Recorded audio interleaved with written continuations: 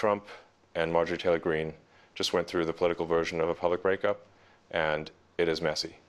After a chaotic Friday night where Greene basically accused Trump of gaslighting the American people, Trump hit back hard, not just with words, but with a threat to her career.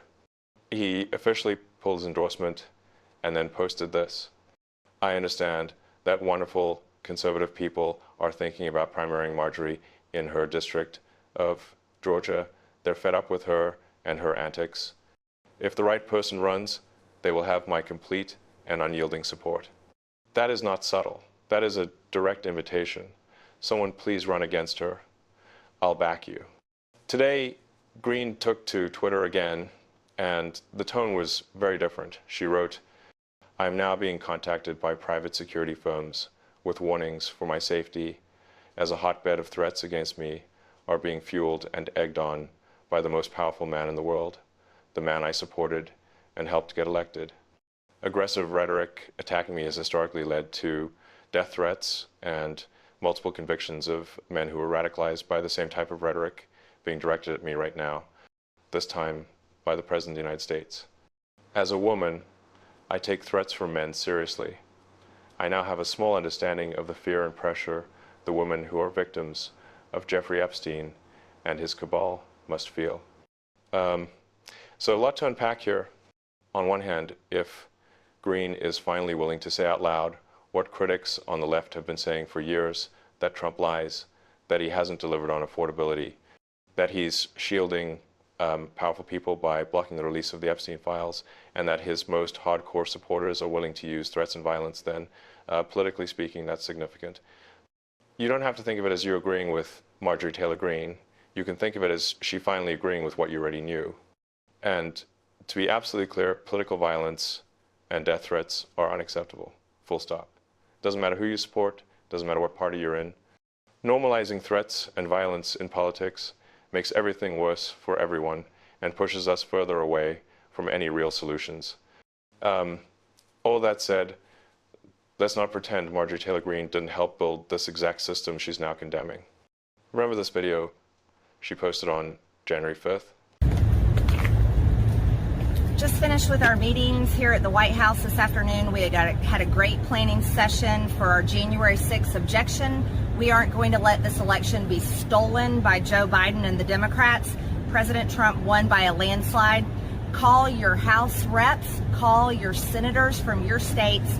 We've got to make sure they're on board, and we already have a lot of people engaged. Okay, stay tuned. The very next day, January 6th, we all saw what happened.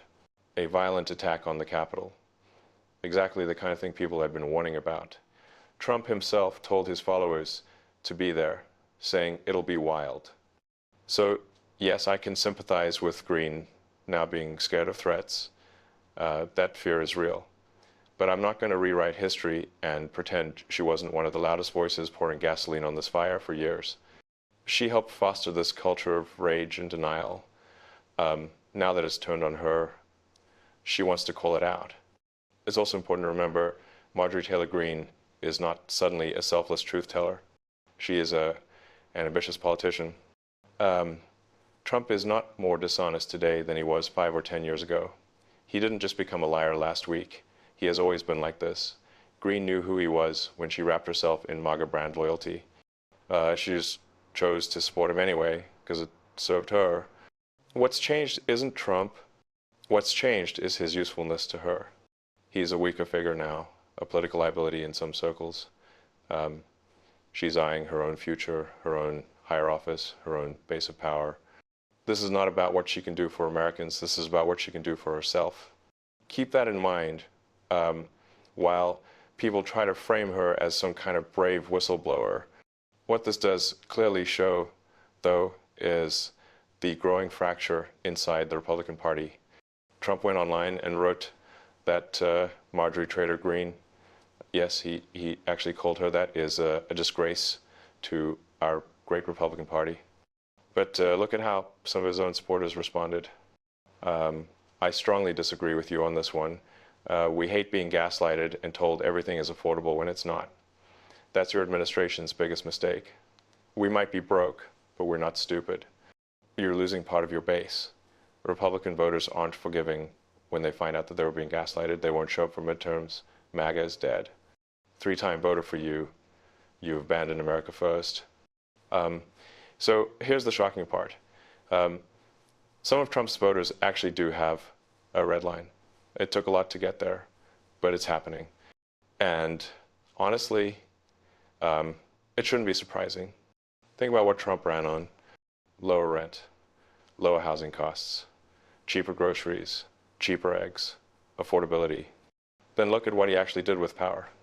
He launched trade wars that raised the price of basically everything, proposed cuts to Medicaid affecting millions of Americans, slashed food assistance by tens of billions of dollars, undermined subsidies for the Affordable Care Act, meaning premiums for millions could jump 2, 3, 4, even 5 times. This is not a president obsessed with making life affordable for ordinary people. But when he's campaigning, affordability is the headline. Once in power, the focus shifts to himself. Just look at where the money and attention go now.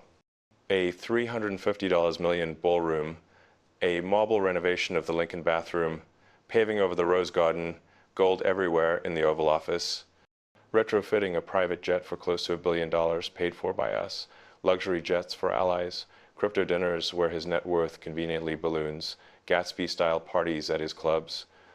You're starting to see the pattern.